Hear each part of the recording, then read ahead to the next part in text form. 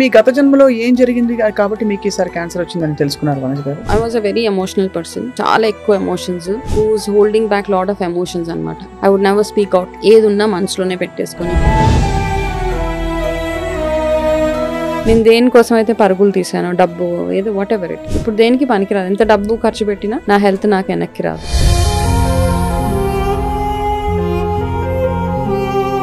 మీరు ఇదివరకు కూడా ఇలా కామ్ గా మాట్లాడేవారా లేక? Before and after cancer journey చూసుకుంటే గనక ఆఫ్టర్ క్యాన్సర్ ఇంకా ఎక్కువ ఐ థింక్ పబ్లిక్ లోకి రావడం కానివ్వండి, మాట్లాడడం, ఇదంతా ఇప్పుడు తెచ్చుకున్న ధైర్యం అంతే. క్యాన్సర్ తో కానీ ఆర్థికంగా పూర్తిగా పీల్చేస్తుంది, అందుకే హెల్త్ ఇన్సూరెన్స్ చాలా అవసరం. ఆబ్వియస్లీ మీకు కూడా బోల్డ్ అంతా వదిలిపోయి ఉంటుంది డబ్బు. మా పాకెట్ లో నుంచే మనీ మంచినీళ్ళే. ఒక్కొక్క కీమో, ఒక్కొక్క radiation, medications, your test, your PET scans, ఇవన్నిటికీ ఏంటంటే you have to have deep pockets అంతే. లేకపోతే ఇప్పుడు మీకు వస్తున్న క్లయింట్స్ అందరూ ఏ కారణాలు ప్రధానంగా కొట్టొచ్చినట్టు కనిపిస్తున్నాయి క్యాన్సర్ కి వాళ్ళకి రావడానికి? విలేజెస్ లో ఉన్న వాళ్ళకి క్యాన్సర్స్ రావు, వాళ్ళంతా హెల్దీగా ఉంటారు అంటాం, కానీ వాళ్ళకి కూడా ఎక్కువగా క్యాన్సర్స్ వచ్చేస్తున్నాయి. ఇప్పుడు మెయిన్ కారణం ఏంటంటే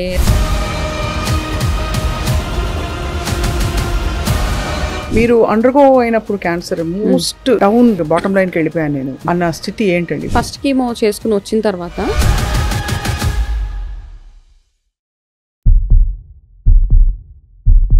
welcome to healthy journey with me Swapna. ప్రతి డిసీజ్ కి ఒక కారణం ఉంటుందా అంటే అందరూ లైఫ్ స్టైల్ బాగాలేదు, లేకపోతే హెల్దీ హ్యాబిట్స్ లేవు కాబట్టి ఆ వ్యాధి వచ్చింది. ముఖ్యంగా క్యాన్సర్ లాంటి పెద్ద పెద్ద వ్యాధుల విషయంలో చెప్తూ ఉంటాం. కానీ చాలా పరిస్థితుల్లో చాలా హెల్దీగా నార్మల్ గా మంచి జీవితం ఉండే వాళ్ళు కూడా క్యాన్సర్ బారిన లేదు మరొక వ్యాధి బారిన పడుతుంటారు. దీనికి మూల కారణం నాకే ఎందుకు వచ్చింది అంటే ఆన్సర్ ఏం చెప్తాం? ఒక స్టడీ ఏం చెప్తోందంటే గత జన్మ నమ్మకం ఉన్న వాళ్ళ కోసం ఇది. గత జన్మలో ఉండే ట్రామా లేదు అనుభవాలు కూడా ఈ జన్మలో రకరకాల వ్యాధులుగా మనకి పరిణమిస్తాయని చెప్పి అర్థమవుతుంది. బట్ నిజంగా ఈ పాస్ట్ లైఫ్ ట్రామాని ఈ లైఫ్లో క్యారీ చేసే అంత సీన్ ఉంటుందా? Let's talk to cancer survivor and life style coach. ముఖ్యంగా క్యాన్సర్ బాధితులకి తన క్యాన్సర్ నుంచి బయటపడిన తర్వాత చాలా మంచి గైడెన్స్ ఇస్తూ తన జీవిత గమనాన్ని మొత్తం మార్చుకున్న వనజ రామిశెట్టి గారు మనతో ఉన్నారు. వారు ఆల్రెడీ సుపరిచితులు. తన కథని తను గతంలో చాలా సందర్భాల్లో పంచుకున్నారు. తనకి ఎలా వచ్చింది క్యాన్సర్, ఎలా బయటపడ్డారు, ఆ టైంలో తను అనుభవించిన క్షోభ ఏంటని చెప్పి. Vanaja, thank you so much for joining us. And Vanaja, you're also healer, ఇంకా న్యూట్రిషనిస్ట్, అండ్ ఇంకా చాలా విషయాల్లో మీరు నైపుణ్యం సాధించారు ఈ మధ్య కాలంలో ఎక్కువ. ఫీల్ గుడ్ అన్నమాట. Feel good factor when somebody says that to me. Right. మీరు ఇదివరకు కూడా ఇలా కామ్ గా మాట్లాడేవారా లేక రికవరీ అయ్యాక మీరు ఇంత కామ్ డౌన్ అయిపోయి? లేదండి, I think I'm like this. మొదటి నుంచి ఇలాగే ఉండే? మొదటి నుంచి ఇంతే నేను. రైట్. అంటే నాకేంటంటే అంతకు ముందు కంటే ఇప్పుడు బెటర్ అనిపిస్తుంది. అప్పుడు ఇంకా అలా సైలెంట్, ఇంకా ఎక్కువ కామ్ గా ఉండేదాన్ని. రైట్. అంటే before and after cancer journey చూసుకుంటే గనక ఆఫ్టర్ క్యాన్సర్ ఇంకా ఎక్కువ ఐ థింక్ పబ్లిక్ లోకి రావడం కానివ్వండి, మాట్లాడడము, ఇదంతా ఇప్పుడు తెచ్చుకున్న ధైర్యం అంతే. ఎప్పుడైనా అనిపిస్తుందా, అర్థం అవుతుందా మీకు లైఫ్ మనం ఇంత పరుగులు తీసే అసలు ఈ తత్వం బాగా పెరిగిపోయింది ఈ మధ్య, అందరూ పరిగెడుతున్నాం? క్యాన్సర్ అనే కాదు, కొంతమందికి చాలా పెద్ద పెద్ద వచ్చేస్తూ ఉంటాయి, లేవలేని సిచ్యువేషన్స్ వచ్చేస్తూ ఉంటాయి. సడన్ గా ఏదో పెద్ద యాక్సిడెంట్ అయిపోతుంది, వాళ్ళు బెడ్ రిడన్ అయిపోతారు.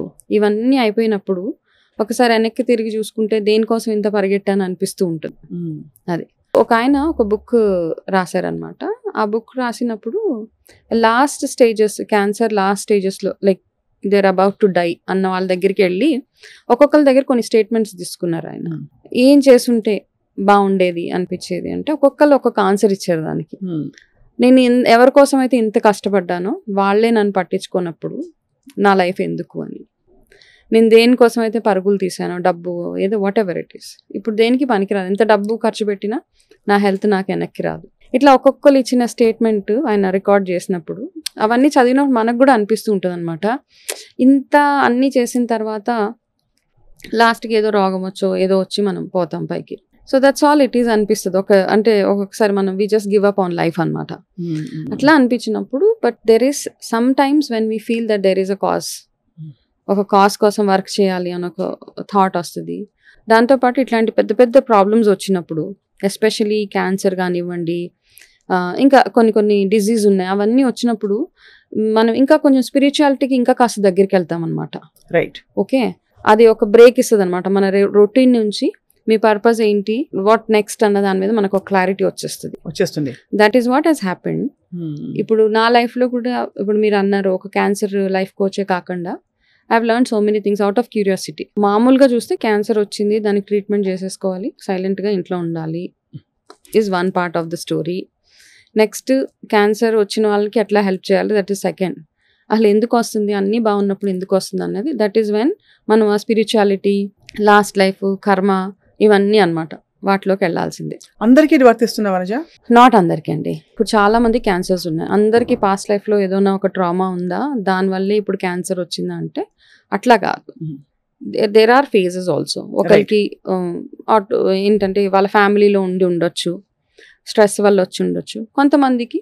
అయితే ఇది అర్థం చేసుకోవడానికి I went deep in to astrology అనమాట. ఆస్ట్రాలజికల్గా ఎట్లా ప్రిడిక్ట్ చేస్తారు అంటే, ఇప్పుడు నాకు ప్రాబ్లం వచ్చినప్పుడు జనరల్గా మనం క్యూరియాసిటీ తోటి ఫ్యామిలీ మెంబర్స్ ఏం చేస్తారు, అయ్యో ఎవరైనా ఆస్ట్రాలజీని పిలిచి కాస్త చూపిస్తే కొంచెం ఏమైనా రెమెడీస్ చేస్తే బాగుంటుందని. ఆయన ఏమన్నారంటే, ఇప్పుడు ఈ అమ్మాయికి అర్ధాష్టమ శని నడుస్తుంది కాబట్టి she's prone to such things, ఈ డిజీజ్ అన్నీ వచ్చేసే ఇవి ఉన్నాయి అని చెప్తే, సో అది మైండ్లో ఉండిపోయింది. అప్పుడు కూడా నేను అంత నేను బాగా పూజలు అవి చేసినా కాస్త బిలీఫ్ సిస్టమ్ ఏంటంటే ఈ జాతకాలు అవన్నీ అంత పెద్ద బా అనిపించేది కాదు నాకు. ఎక్కడ దాకా నమ్మాలో అంతవరకే నమ్మి కొన్ని అట్లా డిస్కార్డ్ చేసేసేదాన్ని. దాని తర్వాత ఏమైతే ఆ చెప్పిన తర్వాత అది అట్లా మైండ్లో ఉండిపోయింది అనమాట. ఆ మైండ్లో ఉండిపోయిన తర్వాత అప్పుడు స్లోగా చదవడం, నేర్చుకోవడము, అసలు ఆస్ట్రాలజీ ఏంటి, ఎందుకు, ఈ పాస్ట్ లైఫ్స్ ఇవన్నీ అసలు ఒకదాని తర్వాత ఒకటి అనమాట.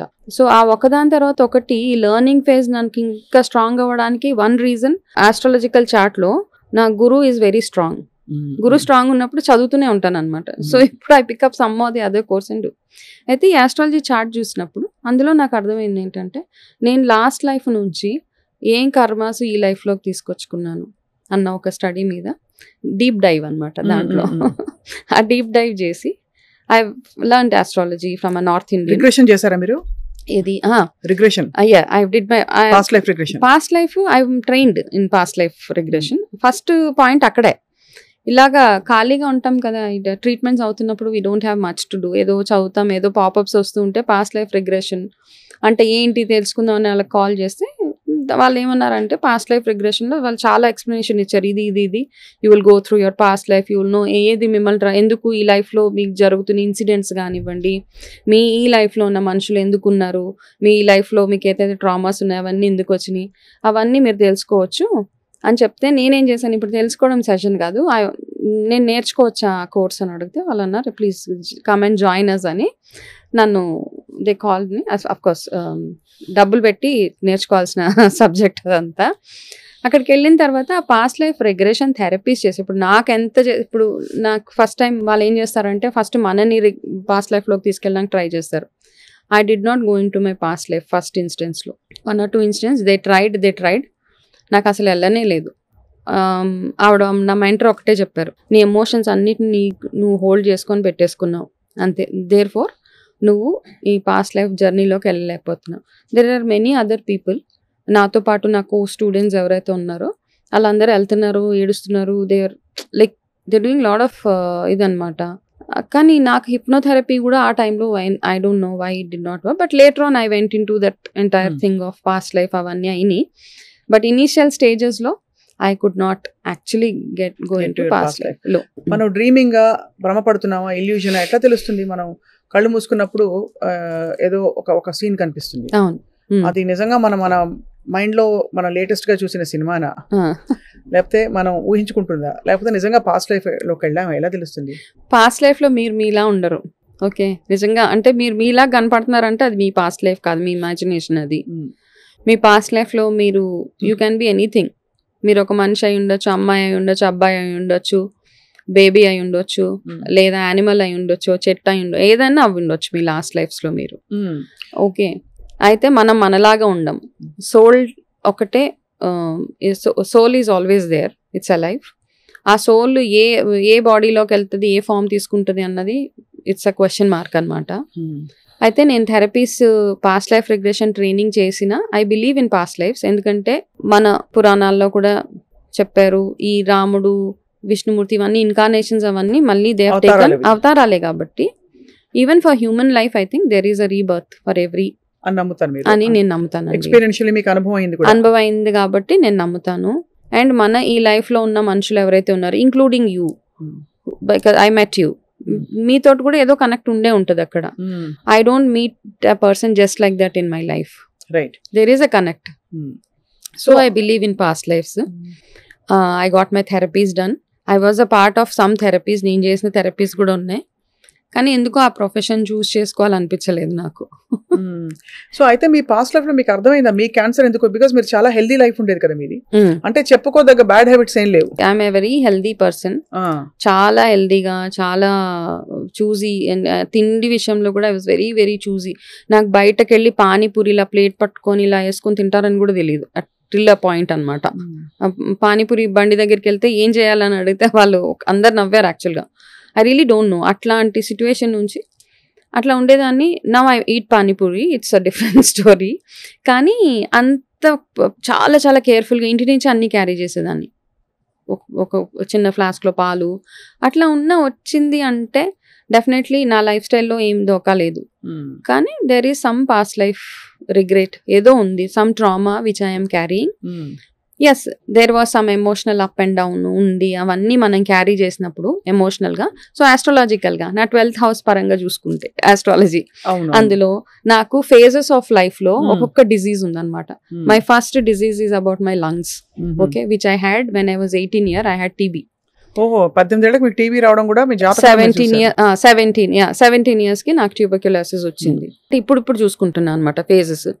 దాని తర్వాత I had breast related which is a breast cancer. I had my next phase also I know. ఏంటది? I will have hip related problem. Okay, that is already there. Okay, hip and lung ఈ రెండిటికి. So ఇప్పుడు already తెలిసింది కాబట్టి జాగ్రత్త పడడం అంటే ఎట్లా జాగ్రత్త పడతాం? మనం చేసే లైఫ్ స్టైల్ చేంజెస్ కానివ్వండి, మనం చేసే పూజలు కానివ్వండి, చాంటింగ్ ఆఫ్ మంత్రాస్ కానివ్వండి, ఇవన్నీ చేసి రిస్క్ని మిటిగేట్ చేసుకోగలుగుతా. ప్రాబ్లం వస్తుంది, దాన్ని రాకుండా అంటే it will come anyways, it will come, కాకపోతే చిన్నగా అనమాట కొంచెం. You can manage that problem. Same thing I think a breast cancer has come to me because it made me more closer to spirituality. అంటే ఇంకా ఎక్కువ లైఫ్ని అర్థం చేసుకోవడానికి కానీ, లేకపోతే ఇంతకుముందు అంత చిన్నపిల్లల మెంటాలిటీలా ఉండేది నాది యాక్చువల్లీ స్పీకింగ్. నేను నా వరకు అంతకు మించి బియాండ్ దట్ నాకేం ఉండేది కాదు. Because whatever knowledge I have gained, wisdom I have gained, cancer life coaching కానివ్వండి, I have to spread awareness. ఆ క్లారిటీ ఐ గాట్ ఆఫ్టర్ చేశాక. సో ఎవరైనా ఇప్పుడు తెలుసుకోవాలంటే ఇంకా ఎలాంటి ట్రామా పాస్ట్ లైఫ్ లో ఉంటే ఈ లైఫ్ లో ఆ పర్టికులర్ ప్రాబ్లం వస్తుంది, ఏదైనా ఒక ప్రాబ్లం. ఓకే, సో కోపం ఎక్కువ అనుకోండి పాస్ట్ లైఫ్ లో, సప్రెస్డ్ యాంగర్. సో ఇప్పుడు దాని నుంచి బయటపడడానికి ఏమవుతుందంటే ఇప్పుడు మనది ఒక్కటే రిలేటెడ్ గా ఉండదు అక్కడ. మనం పేరెంట్స్ ఎవరున్నారు, వాళ్ళ నుంచి పాస్ ఆన్ అయ్యే కొన్ని కర్మస్ మనకు ఉంటాయి. మనం స్వయంగా చేసుకున్న కొన్ని ఇష్యూస్ ఏవైతే ఉన్నాయో లాస్ట్ లైఫ్ లో, you are a person who did not spread knowledge to anybody. For example, మీకు బోల్డ్ అంత నాలెడ్జ్ ఉంది, మీరు ఎవరికి ఆ నాలెడ్జ్ ని స్ప్రెడ్ చేయలేదు. యూఆర్ జస్ట్ హోల్డింగ్ ఇట్ అనమాట.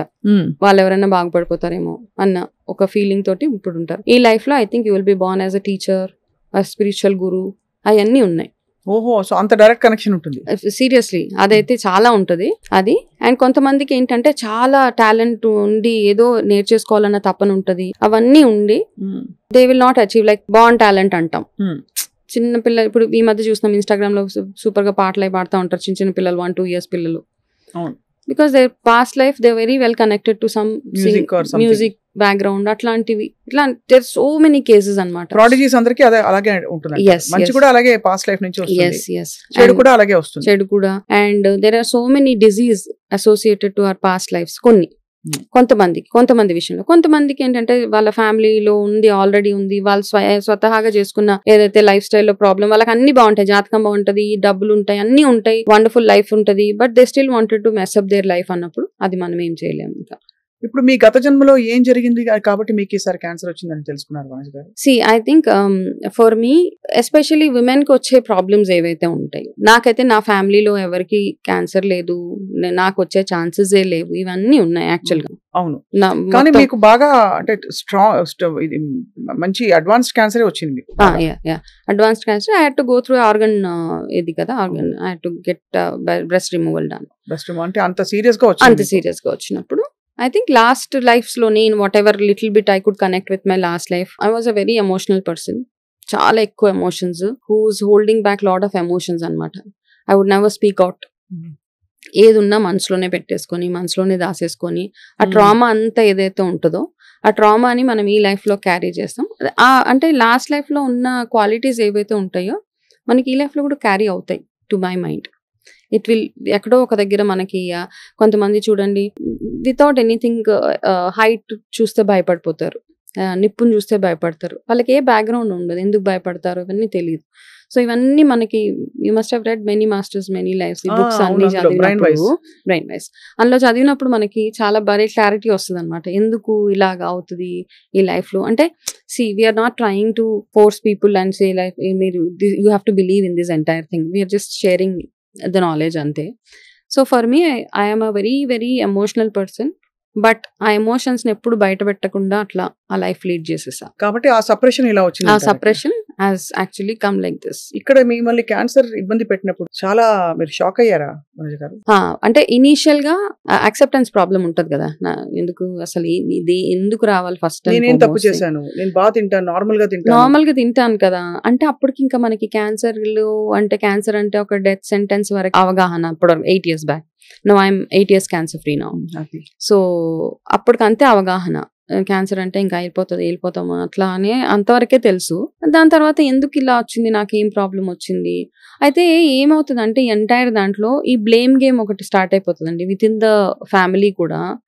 చాలా పొద్దున్నే లేసిపోతున్నావు, చాలా స్ట్రెస్ గో త్రూ అవుతున్నావు, లేకపోతే ఇంకొక ఇష్యూ, అట్లా అందరూ ఎవరికి తోచింది వాళ్ళు అంటా ఉంటారనమాట. ఇప్పుడు నా ఇష్యూలోనే కాదు, నా దగ్గరకు వచ్చే ప్రతి ఒక్క క్యాన్సర్ సర్వైవర్స్ ఎవరైతే ఉంటారో పేషెంట్స్ వాళ్ళందరితో ఇదే ప్రాబ్లం. ఇట్లా చేసిందండి, అట్లా చేశారండి, అందుకే ఇది వచ్చేసిందండి, మా అత్తగారు నన్ను చాలా ట్రబుల్ చేశారండి, లేకపోతే మా ఆడబడుచులు నన్ను ట్రబుల్ చేశారండి, నేను ఆ పెయిన్ స్ట్రెస్ తీసుకోలేక నాకు ఇలా క్యాన్సర్ వచ్చేసింది. So cancer will not come because somebody is troubling you. It will only come when you are unable to process your emotions in a proper way. ఎక్కడో ఒక దగ్గర suppressed emotions అవన్నీ, that is one part of it. Second, me life style మీరు ఏం తింటున్నారు అవన్నీ కూడా add అవుతాయి దానికి. అది అవన్నీ కొంచెం ప్రెస్క్రైబ్ చేస్తాయి. yes right. మీరు అండర్గో అయినప్పుడు క్యాన్సర్ మోస్ట్ ఇంకా బాటమ్ లైన్కి వెళ్ళిపోయాను నేను అన్న స్థితి ఏంటండి? When was it very difficult for you? That was during my కీమోథెరపీస్లో ఫస్ట్ కీమో నాకు అందరు ఇట్లా భయపెట్టేశారు, కీమో వస్తే నీకు ఇంకా you will be like hell కనబడుతుంది నీకు అంటే. నేను ఫస్ట్ హెల్ అయిపోతుంది ఇంకేమవుతుందని ఫస్ట్ కీమో చేసుకుని వచ్చిన తర్వాత 24 hours I was absolutely fine. ఏం జరగలేదు, ఏమీ లేదు. Then I was having a thought, ఏంటి కీమో అయిపోతే ఏదో అయిపోతుంది అని చెప్పారు. Nothing, I'm so good. ఒక చిన్న చెస్ట్లో కొంచెం బర్నింగ్ సెన్సేషన్ తప్పిస్తే నాకు ఏమీ లేదు అన్నట్టు. I thought everything is fine, అనవసరంగా భయపెడుతున్నారు అని. ఒక 2 days తర్వాత the actual side effects started. సరే ఓకే సరే చెప్పారు కదా అప్పుడు అనమాట, సరే అందరు చెప్పారు కదా కాస్త ప్రిపేర్డ్ గా ఉన్నాను. First was okay, second is also okay when we lose your hair, ఇవన్నీ ఓకే, జుట్టు ఐబ్రోస్ మొత్తం అసలు కంటి రెప్పలు అన్ని పోయినప్పుడు యూ లుక్ వెరీ డిఫరెంట్. అది కూడా I accepted it because I know it is a temporary face. Because ఎందుకంటే నేను జుట్టు గురించి ఎక్కువ స్ట్రెస్ చేసి ఎవరి దగ్గర కూడా మాట్లాడిన క్యాన్సర్ పేషెంట్స్ వస్తాయి కూడా, బికాస్ వెళ్ళింది వస్తుంది మళ్ళీ పెరిగిపోతుంది. The main thing we need to focus is are in immunity, దాని మీద ఫోకస్ చేసుకోగలిగితే. థర్డ్ కీమో వచ్చినప్పుడు I was like literally I couldn't, అంటే నా బాడీ ఆల్సో తీసుకోలేకపోయింది అనమాట. My blood levels have drop to 5%. ఆ 5% డ్రాప్ అయిపోయినప్పుడు they had to infuse blood. ఆ ఇన్ఫ్యూజ్ చేసినప్పుడు కొన్ని ఇన్సిడెంట్స్ మనసుకి చాలా కష్టం అనిపిస్తాయండి. ఐ వాజ్ హాస్పిటలైజ్డ్ అనమాట థర్డ్ కీమోకి. చాలా బ్లడ్ తక్కువైపోయింది. My platelets have dropped like క్రేజీగా డ్రాప్ అయిపోతే ఇవంతా వాళ్ళు చేస్తున్నారనమాట, ఈ ప్లేట్లెట్స్ అండ్ బ్లడ్ ఇన్ఫ్యూజన్స్ ఇవన్నీ చేస్తుంటే నాకు బ్లడ్ ఎక్కించడం అయిపోయింది. ఇట్ వాజ్ మిడ్ నైట్ అయితే మా హస్బెండ్ వెళ్ళి అక్కడ సిస్టర్ ని ఒక ఆయన, ఇట్స్ అ మేల్ అటెండెంట్ ఎవరు అక్కడ ఉన్నాడు ఒక ఆయన, డిసైడ్ అయిపోయింది కొంచెం అది తీసేయండి అంటే హీ వాజ్ లైక్ లిటరల్లీ అది మొత్తం ఎలా పట్టి ఇట్లా పీకేశాడు నా చేతిలో నుంచి. దేర్ వాజ్ నో, అంటే ఆ కొంచెం సున్నితత్వము, ఒక క్యాన్సర్ పేషెంట్ ని మనం ఎట్లా ట్రీట్ చేస్తున్నాము అదేం లేదు. That pull itself already నేను చాలా ట్రామా గో త్రూ అవుతున్నా. అలా చేసినప్పుడు నాకు చాలా అంటే ఎంతో కష్టం అనిపించింది. That was one phase. And నా సెకండ్ అది అవుతున్నప్పుడు I literally had tears in my eyes. దాని తర్వాత నా పక్కనే రూమ్ లో క్యాన్సర్ సర్వైవర్ చనిపోయింది for cancer, she lost her life for cancer. ఈ రెండిటి నుంచి మెంటల్ గా ఫిజికల్ గా నేను by the time I went home I was totally down completely. నాకు అంటే ఈ రెండు ప్లే చేశాను అనమాట. అంటే ఇక్కడ ఏంటంటే ఫిజికల్ గా మీరు ఎంత స్ట్రాంగ్ గా ఉన్నా ఒక్కొక్కసారి మీ మెంటల్ హెల్త్ ఇంపాక్ట్ అవుతుంది కదంటే, అప్పుడు మీరు ఏం చేయలేరు అనమాట. You are so dejected in life. అట్లా అయిపోయి థర్డ్ కీమోకే I lost weight. I was like I said I want to just give up. ఈ పెయిన్స్, ఈ మంటలు, ఫుల్ అంతా ఇలాగ ఎగ్జిమా వచ్చేసి I have those photos with me. ఆ ఫేజ్ లో ఏంటంటే అన్ని ప్రాబ్లమ్స్ అంటారు కదా, ఎగ్జిమా అంటే ఒకలాగా కాదనమాట. దిస్ ఎంటైర్ హ్యాండ్ ఇలా మొత్తం ఇలాగా స్కేలింగ్ లాగా అయిపోయి రెడ్ గా ఒకలాగా అలా ఇలా అయిపోతే నా భోజనం తినాలంటే కూడా I use to feel very weird with my hand. అయ్యో ఇలా తినాలా. అండ్ నా బాబు, he was just 5 year old, my second child. వాడికి అన్నం పెట్టాలంటే కూడా నాకే చిరాకు అనిపించేది. అరే ఏంటి ఇట్లా అయిపోయింది నా బాడీ అని. తర్వాత ఏంటంటే ఒక స్కిన్ డాక్టర్ దగ్గరికి వెళ్ళాం. ఈ ప్రాబ్లం ఎట్లా ఫేస్ చేయాలి. I was looking very shabby, without eyebrows, without hair.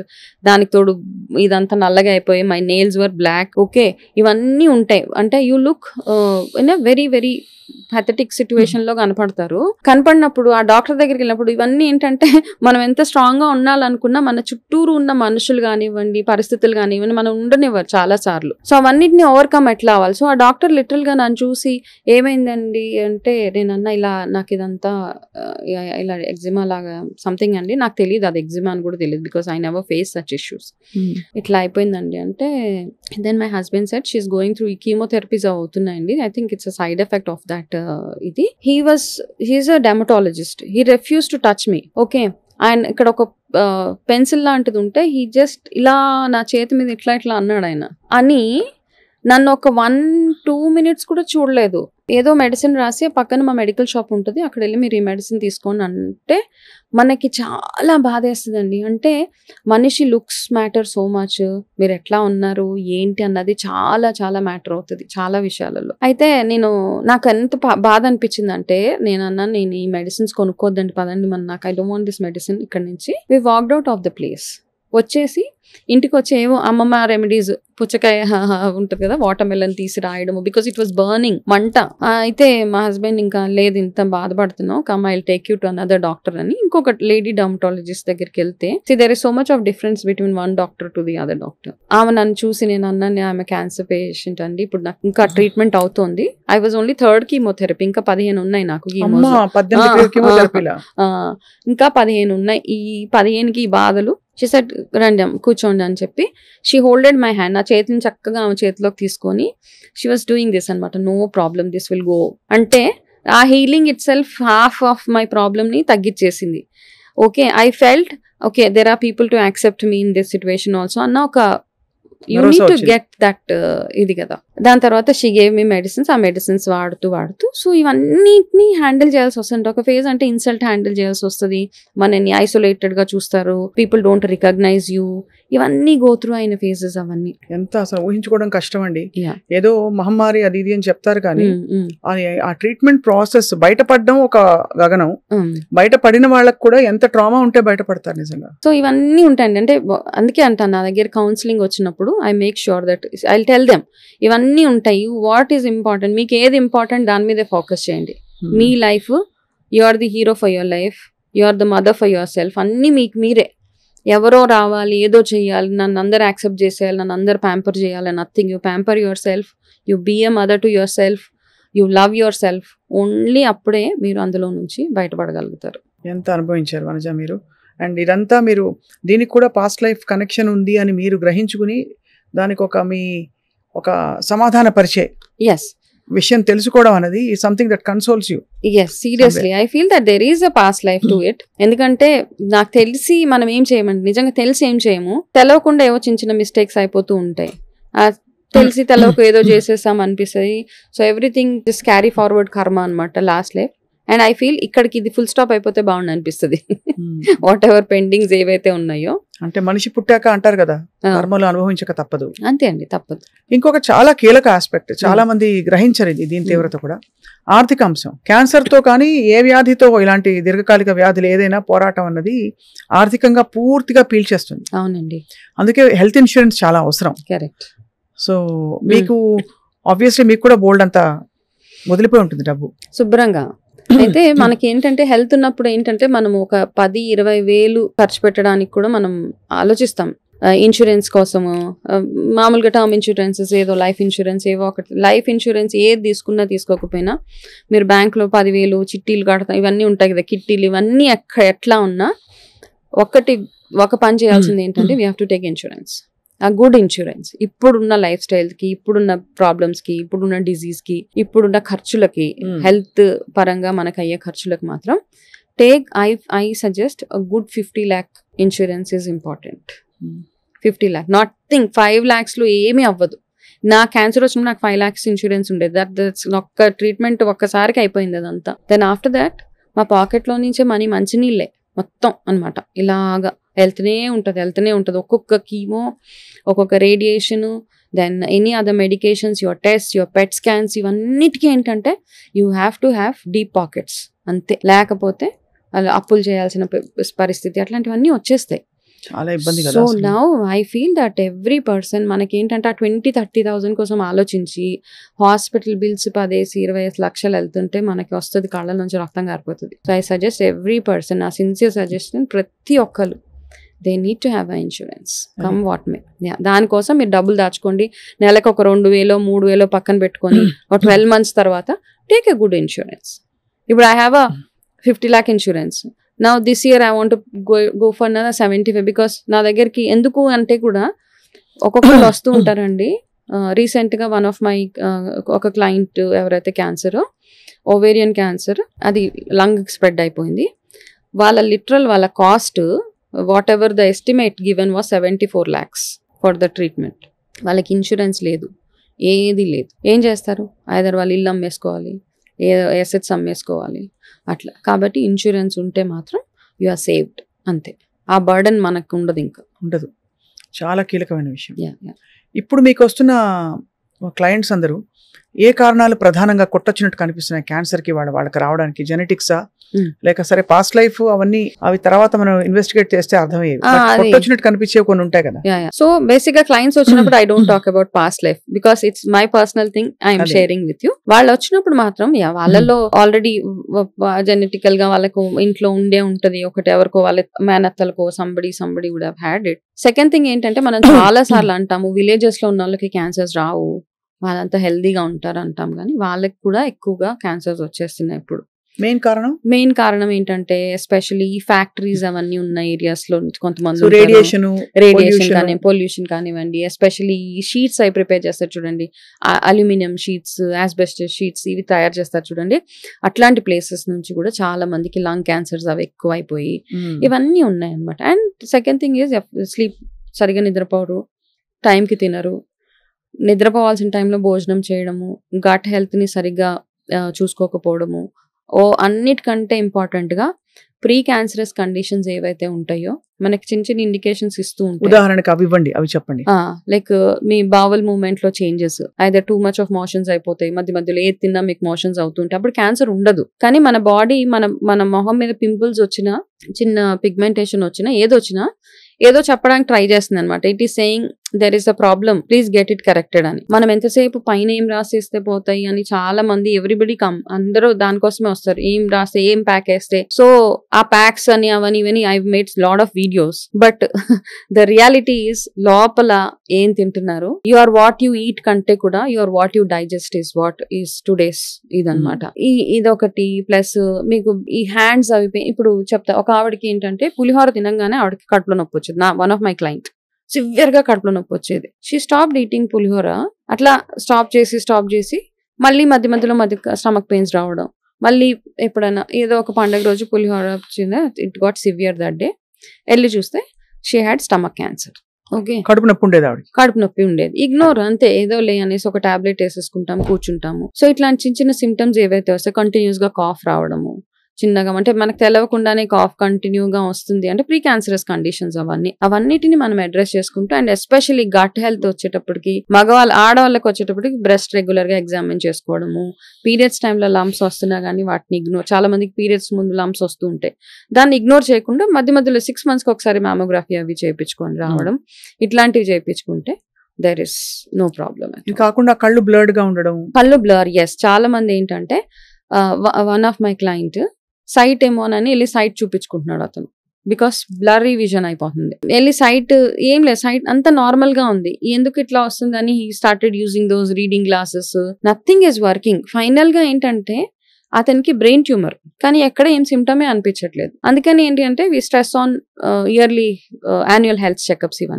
అవన్నీ చేసుకుంటే అట్లీస్ట్ ఏదో ఒకటి బయటపడుతుంది అందులోంచి. చిన్న చిన్న కండిషన్స్ అంటే ప్రతిసారి హెల్త్ చెకప్, చాలా మంది భయపడిపోతూ ఉంటారు, హెల్త్ చెకప్ చేసుకుంటే ఏదో బయటపడిపోతుంది, సో మళ్ళీ మనకి ప్రాబ్లమ్స్ అవుతాయి అనేసి let me live with it అన్న దీంట్లో ఉంటారు. రైట్. సో క్యాన్సర్ మీ జీవితాన్ని కంప్లీట్ గా, క్యాన్సర్ తో పోరాటం కంప్లీట్ గా ట్రాన్స్ఫార్మ్ చేసేసింది. మీరు 8 సంవత్సరాలుగా క్యాన్సర్ ని జయించి అక్కడి నుంచి రికవర్ అయ్యి అంతటితో సరిపెట్టుకుని ఇంకా చాలే అనుకోకుండా 10 మందికి హెల్ప్ చేస్తారు. నిజంగా hats off to you. Thank you so much. కానీ వాట్ ఈస్ ద ఎసెన్స్, మీరు ఏమనుకున్నారు జీవితం గురించి, ఏం తెలుసుకున్నారు? That See, what I have understood is, మనము nothing is permanent. ఇదేదో ఫిలాసఫీ లాగా అట్లా అనిపిస్తూ ఉంటుంది, కానీ one thing for sure is, మనకి ఏదైతే రెస్పాన్సిబిలిటీస్ ఇచ్చాడో భగవంతుడు, ఆ రెస్పాన్సిబిలిటీస్ మాత్రం మనం ఫుల్ఫిల్ చేయాల్సిందే.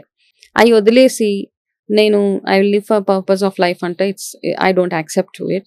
ఓకే, బికాస్ నన్ను నమ్ముకొని కొంతమంది, నా ఫ్యామిలీ, నా హస్బెండ్, నా పిల్లలు వీళ్ళు ఉన్నారు కాబట్టి as a mother, as a wife, నా 100% నా responsibilities towards them I will fulfil that. దాని తర్వాత నా వంతు ప్రయత్నం, అంటే ఇది ప్రయత్నం మాత్రమే, నా వంతుగా నేను I want to spread awareness, I want to help people. కొంచెం ధైర్యం వచ్చినా దట్ ఈస్ వండర్ఫుల్. అయితే ఇందులో because now we're talking, I want to quote one case ఇక్కడ. One of my client, I will not tell which community అన్న వాళ్ళు ఏంటంటే basic గా దేవుడికి దగ్గరగా ఉండే profession. Okay, like whatever it is, అర్థమైంది. కాబట్టి వాళ్ళ లోకల్కి, వాళ్ళ వైఫ్ కి, ఆయన వైఫ్ కి క్యాన్సర్ వచ్చింది. లంగ్ క్యాన్సర్ వచ్చిందా? Breast cancer. Okay. Breast cancer వస్తే అంటే ఎట్లా మిస్లీడ్ అయిపోతారు జనాలు. I take just 2-3 minutes to narrate this.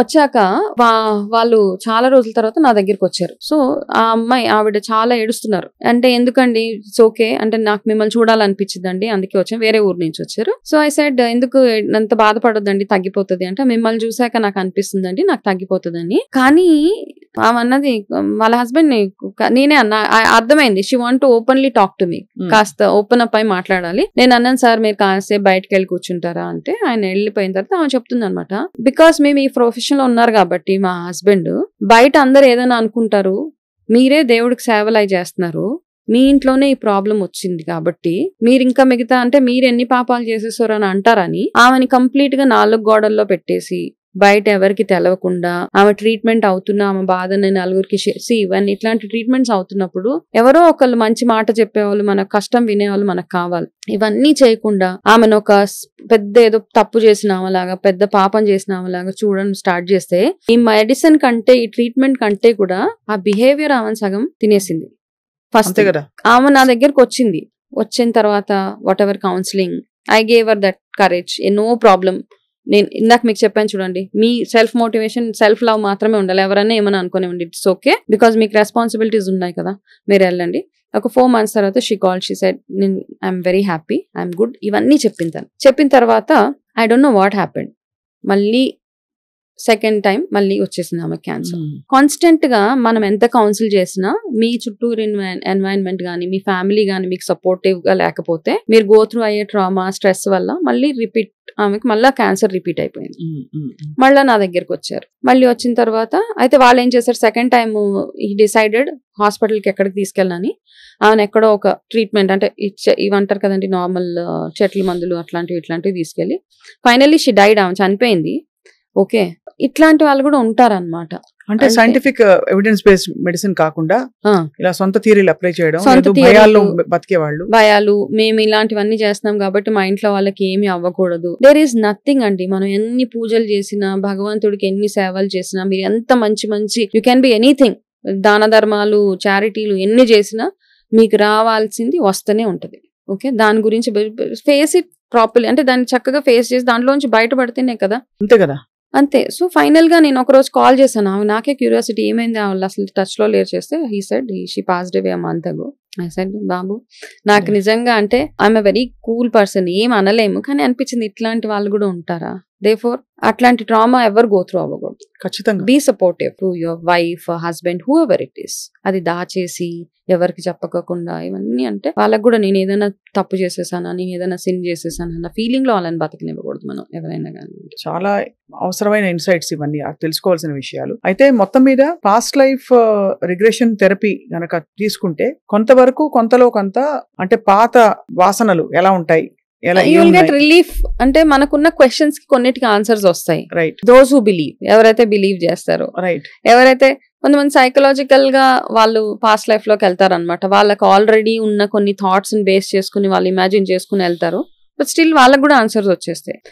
కొంతమంది స్పిరిచువల్ గా ఉన్న వాళ్ళు, లాస్ట్ లైఫ్స్ అవన్నీ బిలీవ్ చేసిన వాళ్ళు, నిజంగా ఆ జర్నీలోకి వెళ్ళిన వాళ్ళకి దే విల్ సీ సమ్, వాళ్ళకి తెలుస్తుంటాం చిన్న చిన్న ఇండికేషన్స్ వస్తుంటాయి. Therefore you landed into this problem, అట్లాంటివన్నీ తెలుస్తుంటాయి. So I believe in it. That doesn't mean that everyone should believe it. అంతే. అండ్ నమ్మకం లేని వాళ్ళు, లేదు వాళ్ళకి నమ్మకం ఉన్నా కుదరని వాళ్ళు ఉంటారు, పాస్ట్ లైఫ్ లోకి వెళ్ళలేని వాళ్ళు. అలాంటి వాళ్ళకి ఆబ్వియస్లీ ఈ లైఫ్ ఉంది.